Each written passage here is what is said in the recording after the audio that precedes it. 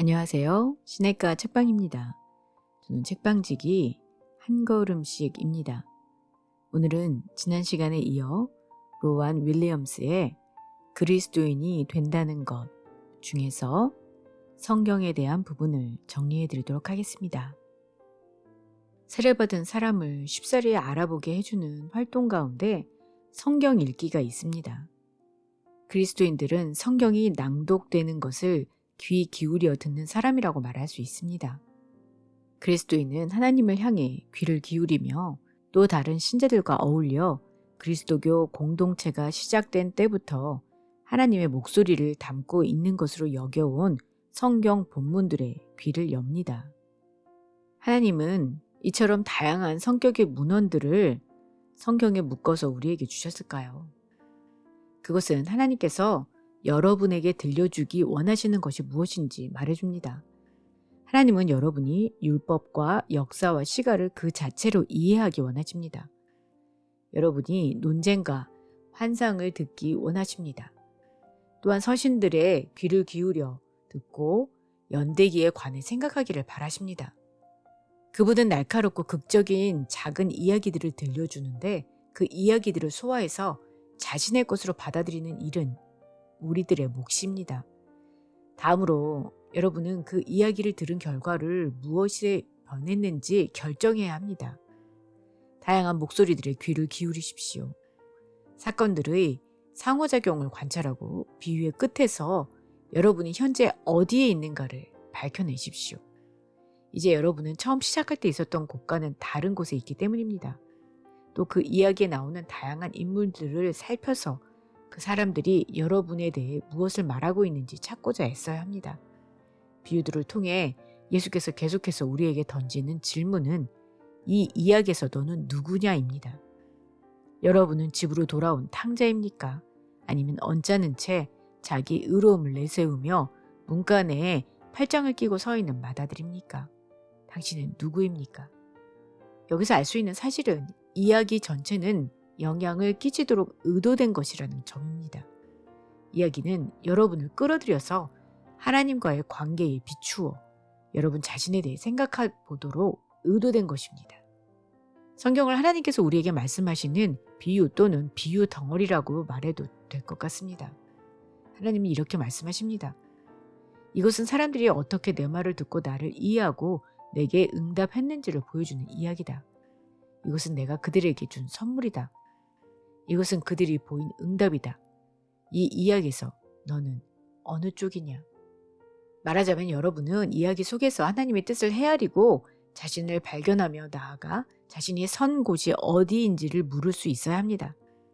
여러분은 성경 전체에 비추어서 고대 이스라엘 사람들보다 더 신실하게 또는 더 큰 사랑으로 하나님께 응답할 수 있겠습니까?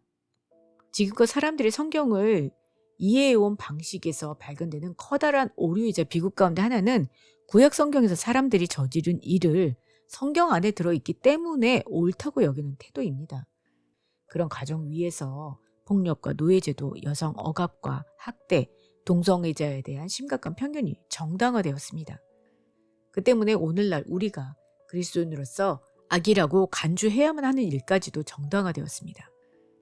하지만 그런 일들이 성경 속에 존재하는 이유는 하나님께서 그것이 좋다고 말씀하시기 때문이 아닙니다. 그런 일들이 성경에 포함된 까닭은 하나님께서 우리에게 이렇게 말씀하시려는 데 있습니다. 너희는 그 일에서 사람들이 어떻게 응답하는지 볼 필요가 있다. 내가 명령하는 것이 사람에 따라서 매우 탁월하게 이루어지기도 하고 극히 잘못될 수도 있음을 알 필요가 있다. 하나님은 이렇게 말씀하십니다. 내가 말하는 것을 듣는다는 게 언제나 쉬운 일만은 아닌데 그게 인간 됨됨이가 어떠냐에 따라 달라지기 때문이라는 사실을 알아야 한다. 바꿔 말해 우리는 전체 이야기에서 별것 아닌 작은 부분을 뽑아 그것을 우리의 행동을 인도하는 모범으로 삼고자 하는 유혹에 단호히 맞서야 합니다. 그리스도인들은 흔히 그런 잘못된 길로 빠졌으며 그 모양에서 아름답지 못했습니다. 오히려 우리는 성경을 예수에 관한 비유라는 관점에서 이해할 필요가 있습니다. 성경 전체는 여러분 자신을 새롭고 좀 더 바르게 보게 하여 새로운 세상으로 이끄는 초청이요 선물이자 도전입니다. 우리는 성경이 왕실 대관식에서 사용되는 표현대로 하나님의 살아있는 계시를 전해주는 책이라는 점을 부정하고 성경을 온갖 종류의 부적절한 질문들에 바른 대답을 주고자 애쓰는 요술책과 같은 것으로 만들어버리게 됩니다. 성경은 단순히 과거 사건들의 연대기로 기록된 것이 아니라 지금 우리에게 구원을 위해 알아야 할 것들을 알려주고 하나님의 뜻을 생생하게 전해주는 말씀으로 기록된 것입니다. 따라서 우리는 역사적 엄밀성에 집착한 나머지 성경이라는 책의 성격을 올바로 파악하지 못하거나 아니면 역사에 무관심하여 솔직히 말해서 무슨 일이 일어나느냐는 그리 중요한 게 아니야. 정말 중요한 것은 그것이 좋은 이야기라는 점이지 라고 말하는 태도를 기울이지 말고 그 사이를 신중하게 걸을 필요가 있습니다. 성경 전체가 하나님의 말씀하심과 인간의 응답을 기록한 것이라면 우리는 당연히 그 선명한 중심인 예수의 이야기를 기준으로 삼아 나머지 이야기들을 해석하는 법을 배우게 됩니다. 우리 가운데 살다가 죽었고 죽음에서 다시 일어나 여러분의 교회에 성령을 불어넣으신 예수, 바로 그분이 비추어서 여러분은 성경의 나머지 부분을 읽습니다. 그런데 이 작업은 평생에 걸쳐 배울 일입니다. 다양한 모든 부분들을 중심축에 어떻게 연계시키는지 정확하게 알려주는 그리스도 중심의 성경 읽기는 여러분이 단번에 완벽하게 손에 쥘 수 있는 것이 아닙니다. 그와 달리 여러분은 일종의 선순환 과정을 계속 반복합니다. 중심 둘레를 계속 돌면서 돌 때마다 문제를 새롭게 볼 수 있게 됩니다. 이처럼 성경 읽기는 예수 안에서 하나님께 귀 기울여 듣는 일입니다. 성경 읽기는 그 시대와 현대 사이의 유사점들을 차곡차곡 쌓아 올리는 일이요. 그런 유사점들에 비추어 우리 자신의 이야기를 발견하는 일입니다.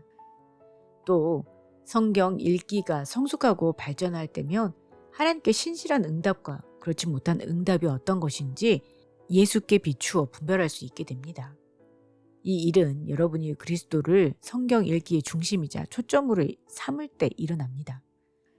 자기 백성을 향한 하나님의 한없는 사랑, 그 사랑 때문에 비천해지더라도 결코 사랑을 포기하지 않으시는 하나님의 마음을 감동적으로 기록했던 호세아 예언자.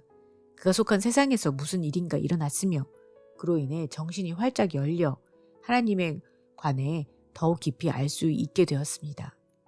바로 이 이야기에서 그리스도인들은 예수 그리스도를 통해 온전히 드러난 하나님의 놀라운 자비를 미리 맛보게 됩니다. 네, 다음 시간에는 성찬례에 대해 정리해 드리도록 하겠습니다. 그럼 다음 시간에 뵐게요. 안녕히 계세요.